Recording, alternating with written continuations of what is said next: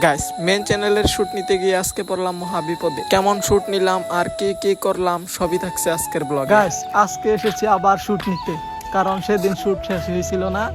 আজকে day shoot, সেদিন ছিল night shoot. Subscribe please subscribe follow me. Guys shoot মোটামুটি শেষের পর্যায়ে, শুট মোটামুটি ভালো হইতাছে। তারপর অনেকক্ষণ যাবত শুট নেই, শুট প্রায় শেষ হয়ে আসছিল। শুটের মাঝে মাঝে অনেক ঘোরাঘুরি করলাম, জায়গাগুলো ঘুরে দেখলাম, অনেক ছবি টবি উঠলাম। শুট মোটামুটি ডান আজকের মতো। তারপর শুট শেষ করে ওইখান থেকে বাড়ির উদ্দেশ্যে রওনা করে দিলাম, কারণ রাত হয়ে আসছিল আর আকাশটা মেঘে আচ্ছন্ন হয়ে আসছিল।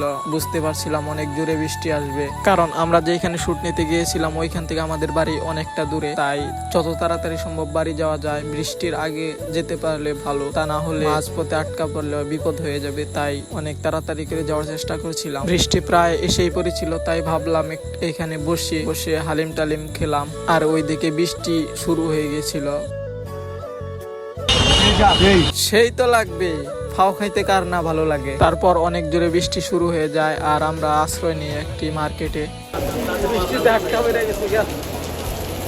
তারপর কি করব, কোনো কাজ নেই, দাঁড়িয়ে দাঁড়িয়ে স্লো মোশন নিচ্ছিলাম বৃষ্টির পানির।